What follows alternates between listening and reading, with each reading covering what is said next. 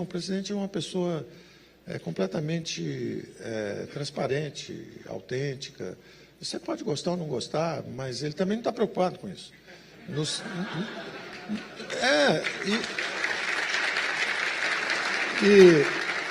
E é muito parecido, é muito interessante isso, pelo seguinte: isso quer dizer que a autenticidade, falar a verdade, ser transparente, são valores que o brasileiro está pedindo. Então, é o que eu falo, tem muitos políticos com bons modos e péssimos princípios. E tem alguns políticos que têm maus modos e têm bons princípios. E a população brasileira falou: pô, eu gosto desse cara, esse cara fala a verdade, fala o que eu penso, ele é assim mesmo e tal. Agora, eu, sinceramente, eu acredito na dinâmica institucional. Eu acho que o importante é a dinâmica institucional. Cada um tem um papel nessa dinâmica. É um épico que está sendo escrito aí de uma sociedade que fez os primeiros movimentos numa direção, depois tentou outra direção. E ela só vai ganhar se ela tiver justamente essa interação que nos permite olhar de todos os ângulos. Essa paixão política, esse combate, ele é fruto da própria dinâmica. Quer dizer, se o cara bota a camisa vermelha e cada passeata de 20 pessoas quebra o pau da bandeira, ameaça e grita, só vai vencer um cara desse alguém que faça parecido. Você produz o seu antagonista, você é do tamanho do seu adversário, você produz o seu antagonista. Quer dizer, se o regime militar era meio soft, a classe política que conseguiu fazer a redemocratização também era meio soft. Era gente que tinha uma certa convivência ali, era o Sarney, era o Tancredo, era um pessoal que ia, vinha conversar e tal. Se fosse ao contrário, fosse truculenta, aí a turma do lado de cá também era mais truculenta. Então, esses são movimentos normais. O que eu acho, o que eu percebi é que tem muita conversa de violência, mas eu, até por ter acompanhado a campanha, eu vi o Bolsonaro com 20, 30 mil pessoas em volta, em dezenas de cidades, eu não vi um ato de violência. Eu vi brincadeira, eu vi diversão, eu vi opção de menino jovem fazendo assim, atirando para um lado, para o outro, mas não tinha violência. E eu vejo o pessoal do Paz e Amor, com arco-íris, com camiseta vermelha, qualquer coisa, quebra o pau, chuta, joga embaixo do caminhão. Então, você tem que prestar atenção nas atitudes, não nas palavras. Paz e amor e pau, é uma coisa, invasão de terra, espancamento. E o outro, pô, dá tiro em todo mundo, e não atira em ninguém, está mais para torcedor do Palmeiras do que para guerrilheiro. Entendeu? O que eu tenho visto do presidente, o que eu tenho visto, minha convivência pessoal, o cara bem-humorado, brincalhão, agora reativo. Tem alguns que são naturalmente um pouco mais agressivos. Tem um líder aqui, que é o nosso Ciro Gomes, aqui, que é um cara bacana e tal. O Ciro gosta de briga. Ele gosta da briga, ele é naturalmente agressivo. Ele gosta. Passar um cara ali, olhou para ele já olha e vai atrás. Agora, o Bolsonaro é o contrário. O Bolsonaro, se você chegar e fizer assim para ele, pode estar... Fizer assim para ele, opa, e aí, meu irmão, tudo bem? Agora, se falar assim, tá, ele, opa, o que é? Ele é reativo.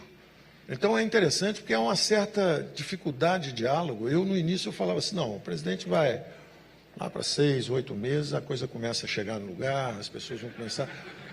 Mas não é só ele, não. Eu conversando outro dia com alguém aí importante da mídia, canal de televisão e tal, um grupo forte. Pô, será que o presidente não muda? Eu falo, vem cá, vocês mudaram? Vocês mudaram? Eu achava que ia estar tudo tranquilo. A minha previsão hoje é tranquila. Vai até o último dia, assim. Pode todo mundo se preparar. Agora, nós temos que saber processar isso. Eu brincando também na campanha, durante a campanha, eu falava, vem cá, a moça fazia uma bomba, jogava uma bomba de vez em quando tinha 18 anos, pode ser presidente da República. O moço está fazendo continência lá no quartel, não pode ser? Não entendi. Não, mas ele é militar. O militar é um cara que segue a lei. Mas ele era indisciplinado. Pô, a moça era guerrilheira, ela foi presidente, nós absorvemos, nós mostramos que somos uma democracia robusta. Nós tivemos a capacidade de acomodar um lado, estamos acomodando o outro e não tem problema, e está tudo certo. E em nenhum momento eu vi o presidente falando assim, vamos perseguir não sei quem, vamos pegar isso, vamos fazer aquilo, vamos torrar não sei o quê, porque isso. Eu não vejo isso, eu vejo a preocupação assim, sequestrar o nosso país. tomaram o nosso país. O negócio de vermelho, isso, aquilo outro. Pô, a bandeira brasileira não é vermelha. Pô, ideologia de gênero de escola. Pô, peraí, deixa a criança escolher, pô, não vai fazer cabeça de menino e tal. Quer dizer, é uma plataforma conservadora de costumes que é válida. Qualquer pessoa que tem uma família que ligava a televisão e ficava assistindo junto. Eu, quando era menino, assistia Papai Sabe Tudo, era um programa de televisão. Tinha todo um imaginário que foi durante a Grande Depressão americana. Os americanos, com medo da coisa do socialismo, criaram o imaginário da família feliz, do final feliz. Todo filme americano tinha que ter um final feliz. E isso foi uma construção da mídia. A mídia se reuniu, Hollywood, que eram os filmes, mais a mídia, que na época eram jornais, etc. Os caras se reuniram e falaram, vem cá, nós acreditamos na nossa sociedade? Acreditamos. Então vamos criar um sonho americano, o American Dream, vamos criar isso? É o seguinte, todo filme, o bandido tem que acabar mal. E o cara bem tem que ganhar no final. Todo filme tem que ter o herói e o bandido. Quem dá certo é o cara bacana. Pô, no Brasil virou o contrário. Pô, mulher bonita é amante do traficante, o traficante é o cara bacana, o padre é corruptor de menores, o empresário é sempre ladrão. Pô, aí você olha para um negócio desse, você começa a sair da televisão, tira a família da sala na hora do negócio. E aí você fala assim, não, mas... Você fala, não, mas tem que ter liberdade. Claro que tem que ter liberdade, inclusive para discordar, de dizer, olha, eu represento um ponto de vista diferente. Então, você pode ser... e você tem que estar preparado para conviver com isso. Eu vivi com coisas que eu não achei simpáticas por muito tempo. Eu tinha que escolher entre social-democratas, eu adoraria votar no liberal-democrata. A única vez que eu votei era no Afif, que era um liberal, lá atrás, né, até agora, até essa eleição, a única vez que eu tive a chance de votar em alguém que defendia o que eu acreditava foi o Afif. Até me dispus à época de ajudar. Eu fiz o programa econômico dele. E era isso aí, era o caminho da prosperidade. Eu sei que a Alemanha foi reconstruída, ficou riquíssima. Eu sei que aquela ilha, que a gente chama lá de Grã-Bretanha, estava afundando com o trabalhismo. E, de repente, a Tati chegou e privatizou e transformou aquilo numa potência econômica novamente. Estava afundando com o trabalhismo. Eu vi a reconstrução do Chile, de país miserável, tipo é hoje a Venezuela. O Chile saiu das cinzas e ficou com a renda per capita quase o dobro do Brasil. O Chile não tem nada, só tem peixe, um pouquinho de cobre. Quando nasce um chileno, o outro cai dentro d'água, porque tem a cordilheira também. Quer dizer, um negócio pequenininho, do tamanho do Rio de Janeiro, com a renda per capita quase o dobro do Brasil. Isso é um sinal de falta de potencial, de capacidade nossa efetiva de lidar com os recursos. E o diagnóstico, para mim, é claro. Nós temos medo dos mercados. Nós preferimos o socialismo, entre aspas, a social-democracia, versão perfeitamente absorvível, não tem problema nenhum. Eles roubaram a bandeira das grandes religiões, da fraternidade.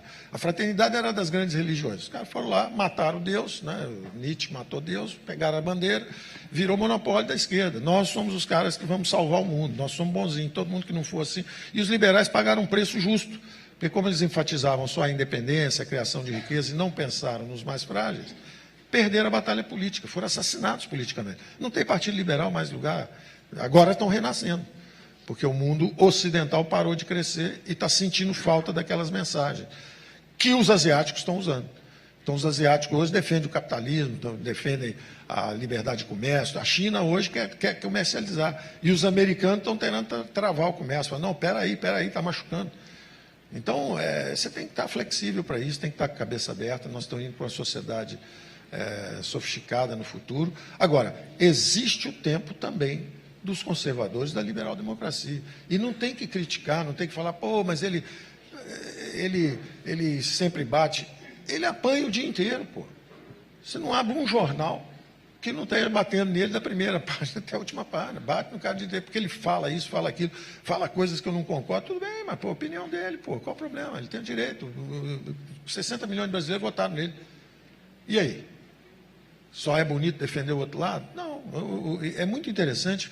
Eu assisti alguns debates que me marcaram muito, né? Eu estava nos Estados Unidos, logo depois do Watergate. Eu era jovem ainda, estava lá nos Estados Unidos e teve um debate fascinante na eleição. Foi o último debate, quer dizer, teve uma sequência de debates aí, esse particularmente o último me impressionou muito, que era o seguinte, estava o Gerald Ford, que era o vice-presidente, o Nixon tinha sofrido um impeachment, o Gerald Ford era o vice-presidente, assumiu a presidência, e ele debatendo com um plantador de amendoim, que era a brincadeira que eles faziam, que era o Jimmy Carter. O cara tinha um sotaque, assim, do lado do sul e tal, e simples. E o Jerry Ford, como ele chamava, né, dando exibição de conhecimento igualzinha a Hillary Clinton contra o Trump. Dando um show, falando, esse cara não entende nada, esse cara, a atitude da Hillary, até o physique de role, né, a coisa física, o Trump falava um negócio, ela, isso é um idiota, isso é um imbecil e tal, mais ou menos como tentaram fazer com o Bolsonaro aqui também. Ele, esse cara aí só fala besteira e tal. Então, essa arrogância que o Jimmy Carter, que o Jerry Ford usou contra o Jimmy Carter, ele destruiu o Jimmy Carter durante o debate, né? Os últimos 5 minutos, então o senhor agora tem 5 minutos para se despedir. Aí ele, como vocês viram durante a campanha, esse cara aí não sabe nada. Você é um plantador de amendoim lá de não sei aonde. Eu conheço a geopolítica lá na Ásia, nós fomos lá e estamos reatando as relações com a China, eu fiz isso, eu fiz aquilo. O cara deu um show, passeou de um lado para o outro, eu falei, pô, liquidou, ele ganhou essa eleição. Aí, o senhor Jimmy Carter, o senhor tem 5 minutos agora. Ele falou assim, eu vou usar só 2 minutos, não vou usar os 5. E aí falou assim, como vocês viram, esse cara aí sabe muita coisa. Eu não sei nada. I know only one thing. I will never lie to the American people. Putz, fudeu, ganhou a eleição. Acabou a eleição. Tá certo? E eu vi a mesma coisa acontecer com o Trump, com a moça lá, que a moça sambava, voltava, chamava disso, daquilo outro, e ele bufando, com aquele irritado, broncão e tal. Né? Mas no final, o americano votou o seguinte, esse cara fala o que pensa, é transparente, ele é confiável. E essa mulher é um enigma. Ela é do establishment, ela é sutil, ela é enganadora. Eu não voto nessa mulher. Foi o que aconteceu. Aqui no Brasil aconteceu a mesma coisa. Quando o establishment perde a decência, a renovação é inevitável. Eu só assisti isso 2 vezes no Brasil. A primeira vez foi em 89. O establishment perdeu a decência. Quando você fica 20 anos para abrir a economia, para abrir a política. Quando você abre a política, você faz uma hiperinflação, putz, é difícil alguém do centro ganhar. Então, doutor Ulisses, 1,5%. Doutor Eliane Chaves, 1,5%. Doutor Mário Covas, 3%. E aí aparecem os extremos. Lula de um lado e o Collor do outro. E o pau comendo, trombada de rinoceronte. Vamos ver, deixa o pau comer, um lado vai levar e o outro não. Por quê? Porque o establishment perdeu a decência. O que aconteceu agora? A mesma coisa. Só que agora não foi hiperinflação, agora foi o fenômeno da corrupção. Queimou o centro. Então eu via, como eu também estava na bolha, né, só escutava todo mundo falando mal do Bolsonaro, falando isso, falando aquilo, e eu lá na bolha olhando e todo mundo, não, porque o Alckmin, porque isso, porque aquilo. Quando você sai da bolha e olha um pouco, você fala, tem alguma coisa acontecendo, é muito maior do que todo mundo está falando. 30 mil pessoas em volta do cara, todo mundo brincando, tudo amistoso, tudo falando em bandeira, chega de corrupção. Tem algo acontecendo. A mídia convencional ignorou isso. E o Brasil é tão rico, do ponto de vista de competição, sofisticação, que surgiram esses fenômenos. O poder 360, antagonista, os caras falaram assim, tem algo acontecendo aí que a mídia não vai te contar. Tem algo acontecendo aqui. E eles realmente mostraram que aquele universo que estava ali era um universo virtual. A mídia que foi tão brilhante durante 30 anos, ajudou a construir a democracia, se perdeu. Dormiu no volante. Os caras deram uma cochilada, a viagem era boa, 30 anos dirigindo, dormiram 6 meses, 8 meses, perderam. Perderam credibilidade, perderam leitores. Na mesma hora a mídia alternativa subiu e falou, olha, ninguém é dono do Brasil. A mídia não é, o executivo sozinho não é, o legislativo sozinho não é. Se fizer transa aí, o judiciário prende todo mundo. E isso é uma demonstração de resiliência. Então, eu cada vez que eu venho a um lugar assim, vejo empresários, estava conversando ali sobre a Rap Vida, né, que é um negócio de saúde, uma solução privada para problemas públicos também. Quando você começa a ver isso, você começa a acreditar no vigor do país. Isso está acontecendo no agronegócio, está acontecendo em educação, está acontecendo em saúde. Quer dizer, você vê um setor privado começando a se mover. E o Bolsonaro, de repente, pegou um pouco disso tudo, um pouco desse fastio com esse negócio esse excesso, alguns excessos que a esquerda cometeu, porque ela fala que ele comete excessos, mas ele é a resposta aos excessos da esquerda. E, da mesma forma, também os liberais em economia que falam, pô, o Brasil não cresce porque os impostos são altos, ninguém quer ser empreendedor mais. Ser empreendedor no Brasil, o que você ganha com isso? Não é nada, é melhor você botar o dinheiro a juros aí e ficar esperando. Você ganha mais do que tentar se arriscar. Então, essa reação está acontecendo e essa tentativa nossa justamente para pegar e fazer esse caminho da prosperidade. Na Alemanha foram 8 anos, no Chile foram 8 anos, 9 anos também. Em 8 anos você muda radicalmente a história do país para melhor. Quer dizer que não tem lugar para a esquerda? Tem, ela volta um dia. Mas tem que saber brincar, né? Às vezes você empresta a bola, às vezes você fica com a bola. Futebol não é só você com a bola, né? Agora, quando o outro pega a bola, você ameaça a democracia, estão queimando as florestas. O desmatamento está na média dos últimos 15 anos. A economia não anda, está afundando há 40 anos, não anda 6 meses, destruindo a economia, estão queimando a floresta. Pô, peraí, tem que saber perder, senão não dá para jogar na democracia, né?